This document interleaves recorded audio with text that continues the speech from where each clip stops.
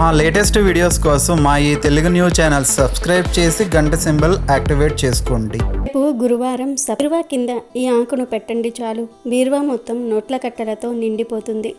లక్ష్మీదేవి అనుగ్రహం కలుగుతుంది. లక్ష్మీదేవి మీ ఇంట్లో తిష్ట వేస్తుంది.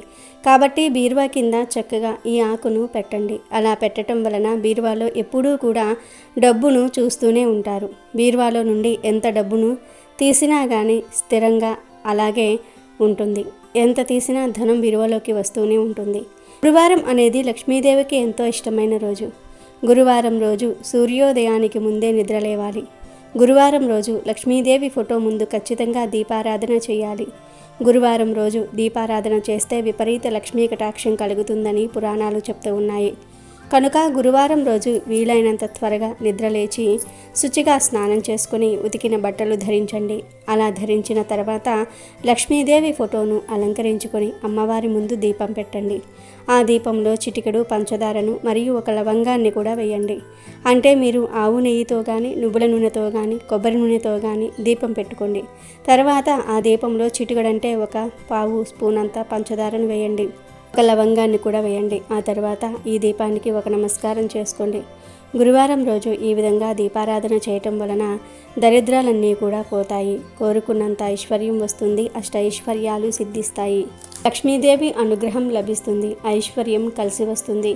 ఇక ఎవరైతే బాగా ధనలాభం కలగాలని కోరుకుంటూ ఉంటారో, బీరువా మొత్తం ధనంతో నిండిపోవాలని అనుకుంటూ ఉంటారో వారు చక్కగా గురువారం రోజు బీరువా కింద ఒక ప్రత్యేకమైన ఆకుని పెడితే చాలు. బీరువా మొత్తం ధనంతో నిండిపోతుందని శాస్త్రాలు చెప్తూ ఉన్నాయి. మరి ఆ ఆకు ఏమిటో ఇప్పుడు మనం ఈ వీడియోలో వివరంగా తెలుసుకుందాం. అంతకన్నా ముందు విందాం ఫ్రెండ్స్. అంతకన్నా ముందు కామెంట్ బాక్స్లో ఓం లక్ష్మీ నమో నమః అని కామెంట్ చేయండి. అలాగే ఈ వీడియోకి ఒక లైక్ కొట్టి మా ఛానల్ని సబ్స్క్రైబ్ చేసుకోవటం మర్చిపోవద్దు. ఒకసారి సత్యభామ శ్రీకృష్ణుడితో ఇలా అంటుంది, స్వామి, నా మనసులో చాలా రకాల ప్రశ్నలు ఉన్నాయి. వాటన్నిటికీ సమాధానం మీరే చెప్పాలి అని అంది.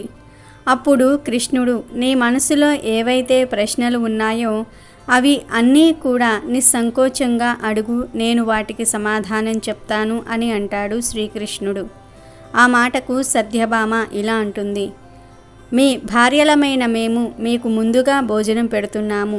మీరు భోజనం చేసిన తర్వాతనే మేము తింటున్నాము. మీకు సేవలు చేస్తూ ఉన్నాము. కానీ ప్రభు, భార్య భర్త కన్నా ముందు భోజనం చెయ్యాలా?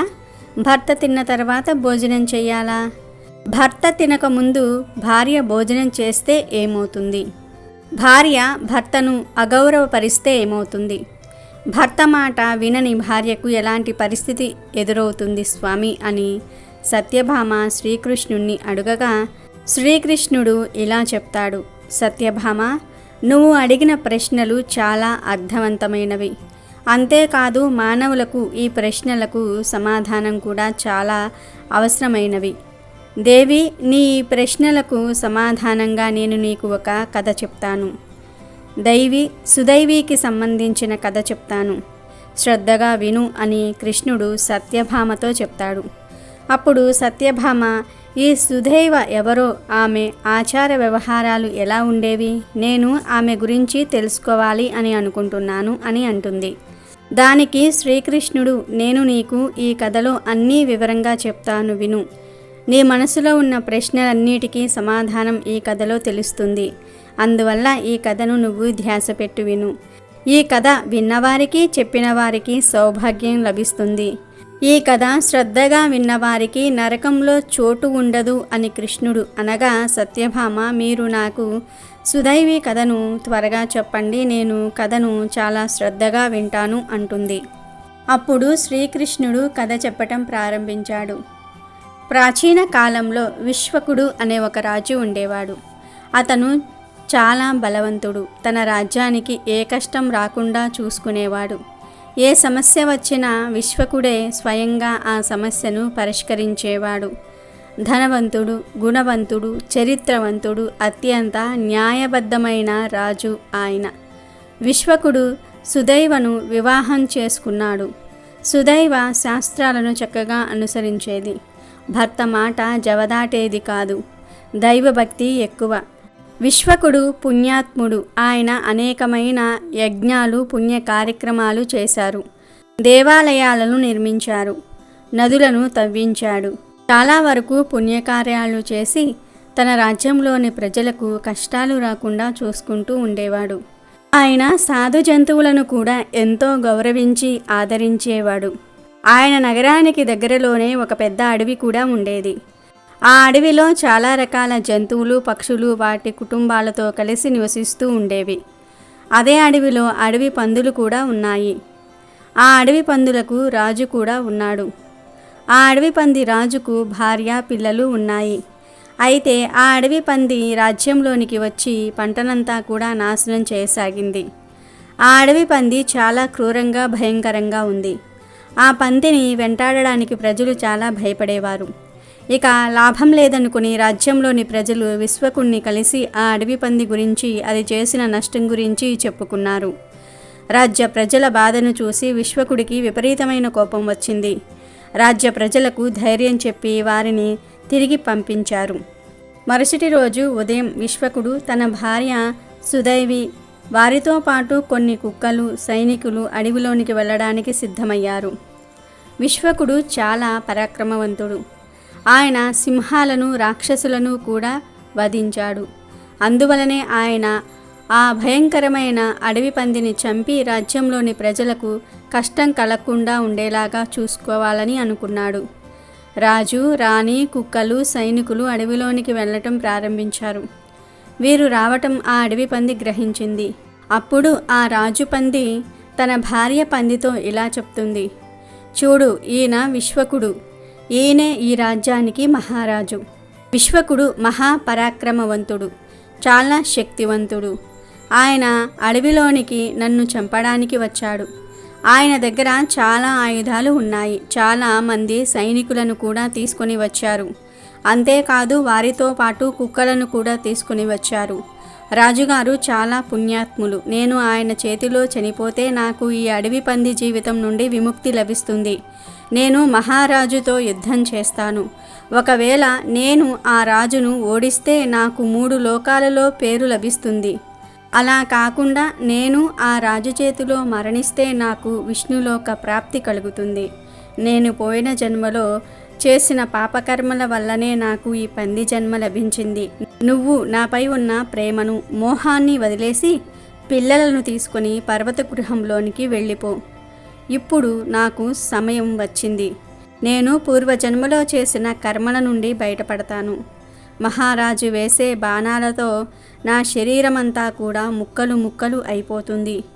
ఈ మాటలు విన్న పంది భార్య ఇలా అంటుంది: స్వామి, మీరు ఉన్నారన్న ధైర్యంతో మన పిల్లలు ఈ అడవిలో ఆనందంగా తిరుగుతూ ఉన్నారు. స్వచ్ఛమైన ఆహారాన్ని తింటూ ఉన్నారు. మీ కారణంగానే మన పిల్లలు భయం అంటే ఏమిటో తెలియకుండా పెరిగారు. మీరే వారిని ఇంతకాలం రక్షిస్తూ ఉన్నారు. మీ భయంకరమైన రూపం చూసి ఏ వేటగాడు కూడా ఈ అడవిలోనికి వేటకు రాలేదు. మీరు చనిపోతే నన్ను, నా పిల్లలను ఎవరు రక్షిస్తారు? భర్త లేకపోతే భార్య మాత్రం ఏం చేస్తుంది? ఎన్ని డబ్బులు ఉన్నా, ఎంత బంగారం ఉన్నా భర్త లేని జీవితం వ్యర్థమే కదా. భర్త లేని భార్యను ఈ లోకం చులకనగా చూస్తుంది. మీరు లేకుండా నేను ఈ లోకంలో బ్రతుకలేను స్వామి అని ఆడపంది చెప్తుంది. మీతో పాటు నన్ను నరకంలో వేసిన నేను ఆనందంగా ఉంటాను. కాబట్టి మీరు మహారాజుతో యుద్ధం చెయ్యకండి. మీరు కూడా మాతో పాటే పర్వత గృహంలోనికి వచ్చేయండి. అక్కడే మనం దాక్కుని కూర్చుందాం. నన్ను, పిల్లల్ని వదిలేసి వెళ్ళిపోతే మీకు ఏం లాభం కలుగుతుంది? అప్పుడు మగపంది ఇలా అంటుంది: నీకు వీరుని యొక్క ధర్మం గురించి తెలియదు. అందువల్లే నువ్వు ఇలా మాట్లాడుతూ ఉన్నావు. మన పైకి యుద్ధం చేయడానికి వచ్చినప్పుడు మనం వారిపై యుద్ధం చేయాలి. అప్పుడే మనలోని వీరత్వం ఇతరులకు తెలుస్తుంది. మనం కూడా చరిత్రను సృష్టించవచ్చు. ఈరోజు మహాపురుషుడు విశ్వకుడు నాతో యుద్ధం చేయడానికి వచ్చాడు. నేను ఆయనతో యుద్ధం చేయటం నా కర్తవ్యం అని మగపంది ఆడపందితో చెప్తుంది. అప్పుడు ఆడపంది మగపందితో ఇలా అంటుంది: సరే, అయితే మీరు ఆ రాజుతో యుద్ధం చేయండి. కానీ నాది ఒక షరతు. నన్ను కూడా మీతో యుద్ధానికి రానివ్వండి. నేను కూడా మీతో కలిసి ఆ రాజు సైనికులపై యుద్ధం చేస్తాను. మీరు నా షరతుకు ఒప్పుకుంటేనే యుద్ధం చేయడానికి అనుమతి ఇస్తాను, లేదంటే మీరు కూడా నాతో కలిసి మన పిల్లలతో కలిసి పర్వత గృహంలోనికి రావాల్సిందే అని అంటుంది. ఇక ఆ మగపంది ఇలా అంటుంది, నేను ఎంత చెప్పినా నా భార్య నా మాట వినటం లేదు అని మనసులో అనుకుని మగపంది ఆడపందితో ఇలా అంటుంది, సరే అయితే నువ్వు కూడా నాతో పాటు యుద్ధానికి రా, అలాగే పిల్లలకు చెప్పు వారిని జాగ్రత్తగా పర్వత గృహంలోనికి వెళ్ళమని అని చెప్పగానే ఆడపంది సంతోషించి తన పిల్లల్ని పిలిచి ఇలా చెప్తుంది, చూడండి పిల్లలు, నేను మీ నాన్నగారు కలిసి రాజుతో మరియు ఆ సైనికులతో యుద్ధం చేయడానికి వెళ్తున్నాము. కాబట్టి మీరు జాగ్రత్తగా ఆ పర్వత గృహంలోనికి వెళ్ళండి. మేము తిరిగి వచ్చినా రాకపోయినా ఎట్టి పరిస్థితుల్లో ఆ గృహం నుండి బయటకు రాకండి అని అంటుంది. అప్పుడు ఆ అడవి పంది పిల్లలు ఇలా అంటున్నాయి, అమ్మా, ఏ పిల్లలు అయితే తల్లిదండ్రులను ప్రమాదంలో వదిలేసి వెళ్ళిపోతారో పాపాత్ములు అవుతారు, నరకంలోనికి వెళ్తారు ఆ పిల్లలు. ఏ పిల్లలు అయితే తమ తల్లి పాలను త్రాగి ఆమెను దుఃఖంలో కష్టంలో వదిలేసి వెళ్తారో వారు భవిష్యత్తులో చాలా కష్టాలను అనుభవిస్తారు. అందువల్ల అమ్మ, మమ్మల్ని కూడా మీతో పాటు యుద్ధం చేయడానికి రానివ్వండి. ఈ మాటలు విన్న మగపంది ఆడపంది సంతోషించి వాటి పిల్లల్ని కూడా యుద్ధానికి సిద్ధమవ్వమని చెప్తాయి. అడవి పందులకు మరియు సైనికులకు మధ్య చాలా భయంకరమైన యుద్ధం జరుగుతుంది. కొన్ని అడవి పందులు కుక్కలతో యుద్ధం చేస్తూ ఉన్నాయి, మరి కొన్ని అడవి పందులేమో సైనికులతో యుద్ధం చేస్తూ ఉన్నాయి. అడవి పంది పిల్లలు వాటి తల్లిదండ్రులను రక్షించే పనిలో ఉన్నాయి. ఈ యుద్ధంలో చాలామంది సైనికులకు గాయాలు అయ్యాయి, కొందరు చనిపోయారు కూడా. అలాగే అడవి పంది సైన్యంలో కూడా కొన్ని పందులు చనిపోయాయి. ఇక చివరిగా రాజుపంది భార్య 7 మంది పిల్లలు మాత్రమే మిగిలి ఉన్నాయి. ఆడపంది చనిపోయిన పందులను చూసి భయపడుతుంది. ఇక తమకు రక్షణ లేదని భావించి తన భర్తతో ఇలా అంటుంది, పదండి ఇక్కడి నుండి వెళ్ళిపోదాం, లేదంటే ఇక మనకు ఈ 7 మంది పిల్లలు కూడా ఉండరు, మన వంశం నశిస్తుంది, నా మాట విని వెనక్కి వచ్చేయండి అని ఆడపంది అంటుంది. ఆడపంది ప్రాధేయపడుతుంది, కానీ మగపంది మాత్రం ఆ మాటలను పట్టించుకోకుండా ఇంకా యుద్ధం చేస్తూనే ఉంటుంది. విశ్వకుడు ఇక లాభం లేదని ఒక బలవంతుడైన సైనికుడిని ఆ పందితో యుద్ధం చేయమని పంపిస్తాడు. కానీ ఆ అడవి పంది ఆ సైనికుడికి ముప్పతిప్పలు పెట్టడం ప్రారంభించింది. ఇది చూసిన రాజుకు కోపం బాగా పెరిగిపోయింది. అయితే ఒక బాణం తీసుకొని ఆ మగపందికి గురి వేశాడు. అలా చాలా బాణాలు వేసి ఆ మగపందిని చంపేశాడు. మగపంది చనిపోవటం చూసిన ఆడపంది తన పిల్లలపై అరవటం మొదలుపెట్టింది. మీరైనా సురక్షితంగా ఉండండి, నేను వారిపై దాడి చేయడానికి వెళ్తాను అని అరుస్తుంది. కానీ ఆ అడవి పంది యొక్క పెద్ద కొడుకు ఆ మాటలను వినడు. నేను మీతో యుద్ధం చేస్తాను అని అంటాడు. ఇక చేసేది ఏమీ లేక మిగిలిన పిల్లలను సురక్షితంగా ఉండమని చెప్పి ఆడపంది యొక్క పెద్ద కొడుకు సైనికులతో యుద్ధం చేయటం మొదలుపెట్టారు. వీళ్ళందరూ కూడా చాలామంది సైనికులను మట్టుపెట్టారు. ఇదంతా చూసిన రాణి సుధైవి రాజా విశ్వకుడితో ఇలా అంటుంది, చూడండి రాజా, ఆ అడవి పంది మీ సైనికులను మొత్తం మొట్టు పెడుతుంది, దానిని కూడా చంపండి అంటుంది. ఆ మాటలు విన్న రాజు సుధైవితో ఇలా అంటాడు, చూడు దేవి, ఆ అడవి పంది ఆడది, ఆడవారిని చంపటం నేరం. మనుషుల్లో ఆడవారైనా జంతు పక్షులలో ఆడవారైనా చంపటం మహాపాపం. అందుకే సైనికులకు ఆ పందిని బంధించమని చెప్పాను అంటాడు. ఇక యుద్ధభూమిలో సైనికులు చాకచక్యంగా ఆ ఆడపందిని పట్టుకుంటారు. కానీ అప్పటికే దానికి చాలా గాయాలు అయి ఉంటాయి. దాంతో అది స్పృహ కోల్పోతుంది. దాని దీన పరిస్థితిని చూసిన రాణికి జాలి కలుగుతుంది. కొన్ని నీటిని తీసుకొని ఆ ఆడపందిపై చల్లుతుంది. ఆడపందికి కొంచెం సమయం తర్వాత స్పృహ వస్తుంది. దానిపై రాణి సుధైవ నీళ్లు చల్లింది అని గ్రహిస్తుంది. అప్పుడు ఆ ఆడపంది రాణి సుధైవతో ఇలా అంటుంది, నాపై నీటిని చల్లి నాకు ఉపశమనాన్ని కలిగించావు, నీకంతా మంచే జరుగుతుంది అని అనేసరికి రాణి సుధేవి ఆశ్చర్యానికి గురి అయింది. రాణి సుదేవి ఆ అడవి పందితో, అదేంటి నువ్వు మాలాగా మాట్లాడుతూ ఉన్నావు? నువ్వు మనుషుల్లాగా మాట్లాడగలవా, లేదంటే నేను భ్రమపడుతున్నానా అంటుంది.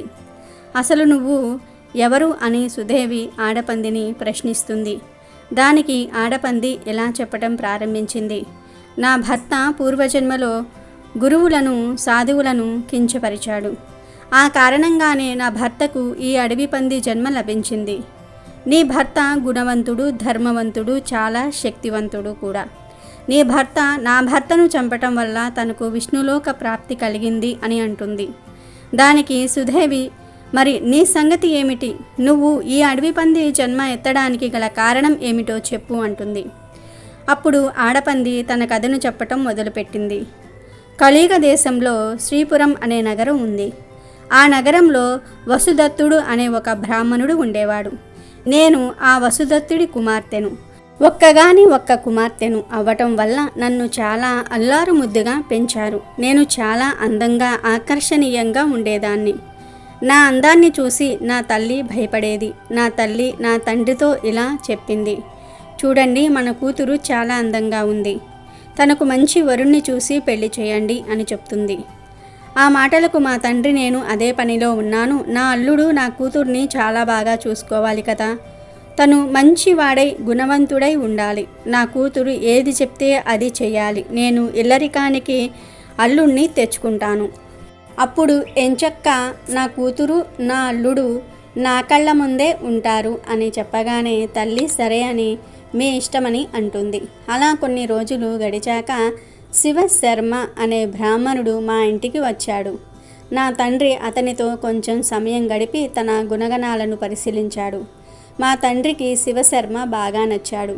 తనకు నన్ను పెళ్లి చేసుకోమని చెప్పాడు. శివశర్మకు కూడా నేను బాగా నచ్చాను. మా ఇద్దరికీ వివాహం చేశారు. శివశర్మ నాతోనే మా ఇంట్లో ఉండటం ప్రారంభించాడు. నేను నా తల్లిదండ్రుల వల్ల మొండిగా పెరిగాను. ఎవ్వరి మాట లెక్క చేయను. అగౌరవంగా ప్రవర్తించేదానిని. నేను నా భర్తతో కూడా సరిగ్గా ఉండేదాన్ని కాదు. అతనితో కలిసి సమయం గడిపేదాన్ని కాదు. ఇంటిలో పనులు కూడా తనతోనే చేయించేదాన్ని. అయినా సరే ఆయన నాపై ఎప్పుడూ కోపం ప్రదర్శించలేదు. నేను దానిని అలుసుగా తీసుకొని నా భర్తపై చీటికి మాటికి అరిచేదాన్ని. కావాలని గొడవ పెట్టుకునేదాన్ని. ఆయన రాకముందే అన్నం తినేదాన్ని. కనీసం ఆయన వచ్చాక అయినా అన్నం వడ్డించేదానిని కాదు. నా భర్త కన్నా ముందే తిని నిద్రించేదాన్ని. నా భర్త లేచిన తర్వాత నిద్రలేచేదాన్ని. నా భర్తని, ఇంటిని అంటే మా గదిని శుభ్రం చేసేవాడు. ఆయన ఎంతో ఓపికతో నన్ను భరించాడు. కానీ నేను చెడ్డదాన్ని. తన సహాయాన్ని అలుసుగా తీసుకొని నాకు నచ్చినట్టుగా ప్రవర్తించేదానిని. అలా కొంతకాలం గడిచాక నాపై నా భర్తకు కోపం వచ్చి ఇల్లు వదిలి వెళ్ళిపోయాడు. నా భర్త ఇల్లు వదిలి వెళ్ళిపోయాక నా తల్లిదండ్రులు నన్ను తిట్టారు. నేను వారి కులానికి కళంకం తెచ్చాను అని, నా భర్తను సరిగ్గా చూసుకోలేదని నన్ను తిట్టారు. నాలాంటి కూతురు వారి ఇంట్లో ఉంటే సమాజం వారిని దూషిస్తుంది అని నన్ను ఇంట్లో నుండి వెళ్ళగొట్టారు. నేను నా భర్తతో సరిగ్గా లేనన్ని రోజులు నా తల్లి నాతో అలా చేయకూడదు, ఇలా చేయకూడదు అని నచ్చచెప్పేది. ఇలా మూర్ఖంగా ఉంటే ఇంటిలో నుండి బయటకు పంపిస్తా అని అనేది. కానీ నేను ఆ మాటలను లెక్క చేయలేదు. కానీ చివరికి నన్ను నా భర్త తల్లిదండ్రులు వదిలివేశారు. అలా కొన్ని రోజులు భిక్షాటన చేసి జీవనం సాగించాను. కానీ భిక్షాటనలో నాకు సరిగ్గా భోజనం లభించలేదు. నేను నా ప్రవర్తన వల్ల నా భర్తకు దూరం అయ్యాను అని తెలిసి ఎవరూ నాకు భిక్ష కూడా వేసేవారు కాదు. ఒకరోజు నేను చాలా బాగా నీరసించిపోయాను. ఒక ఇంటి దగ్గరకు వెళ్ళి భిక్ష అడిగాను. నన్ను చూసి ఒక ఆవిడ వచ్చింది. తన భర్త దగ్గరకు వెళ్ళి, చూడండి, మన ఇంటికి ఒక ఆడసాధువు వచ్చింది. ఆమె చాలా నీరసంగా ఉంది. మీరు అనుమతి ఇస్తే నేను ఆమెకు ఆహారం పెడతాను అని చెప్తుంది. ఆ వ్యక్తి నన్ను చూసి, సరే, ఆవిడను లోపల కూర్చోబెట్టి ఆహారం పెట్టు అని చెప్పాడు. ఆమె చాలా మంచిది, గుణవంతురాలు. నాకు భోజనం పెట్టి తిరిగి మళ్ళీ తన భర్త దగ్గరకు వెళ్ళింది. తన భర్త ఎవరో కాదు, నా భర్త శివశర్మనే. అతను ఆమెతో ఇలా అంటాడు, చూడు, ఆమె ఎవరో కాదు, నా మొదటి భార్య. ఆమంటే నాకు చాలా ఇష్టం, కాబట్టి నువ్వు ఆమెను జాగ్రత్తగా చూసుకో అన్నాడు. అప్పుడు ఆ స్త్రీ ఒక్క మాట కూడా మాట్లాడకుండా అలాగే స్వామి అని చెప్పింది. నేను వారింట్లో చాలా రోజులు ఉన్నాను. నన్ను ఆమె చాలా బాగా ఆదరించింది. కానీ నా ఆరోగ్యం క్షీణించటం వల్ల నేను చనిపోయాను. భర్తను హింసించిన నన్ను, తల్లిదండ్రుల మాట లెక్క చేయని నన్ను నరకంలో వేశారు. నరకంలో ఆ శిక్షలు అనుభవించాక యమధర్మరాజు నన్ను ఈ అడవి పంది రూపంలో జన్మించమని చెప్పాడు. ఇదే నా పూర్వజన్మ వృత్తాంతం అని ఆడపంది రాణి సుధైవతో చెప్పింది. మీరు నాకు ముక్తిని ప్రసాదించండి. మీరు మీ భర్తకు చాలా సేవ చేశారు. భర్త మాటకు విలువ ఇచ్చారు. దైవ భక్తి కలవారు, దయావంతులు. మీరు చాలా పుణ్యాన్ని పొందుకొని ఉంటారు. మీరు మీ పుణ్యంలో కొంచెం పుణ్యాన్ని నాకు ఇవ్వండి అని అంటుంది. ఈ మాటలు విన్న సుధైవ మహారాజుతో, స్వామి మీరు ఏం చెప్తారో నేను అదే చేస్తాను అని అంటుంది. మహారాజు విశ్వకుడు సుధైవతో ఇలా అంటాడు, ఈ పంది ఇప్పటికే చాలా దుఃఖాన్ని అనుభవించింది.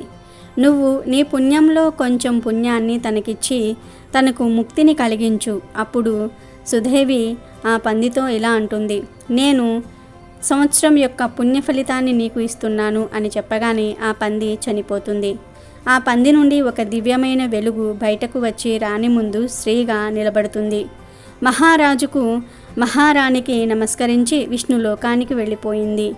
ఈ కథ ఇక్కడితో పూర్తయిపోయింది అని కృష్ణుడు సత్యభామతో చెప్పాడు. చూడు దేవి, ఏ స్త్రీ అయితే భర్త కన్నా ముందు భోజనం చేస్తుందో, భర్త కన్నా ముందే నిద్రిస్తుందో ఆ స్త్రీకి నరకలోక ప్రాప్తి కలుగుతుంది.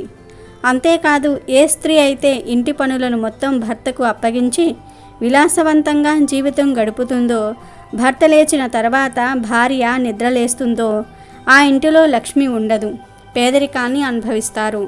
భార్యాభర్తలు ఇద్దరూ పనులను పంచుకోవాలి, ఒకరికొకరు సహాయం చేసుకోవాలి.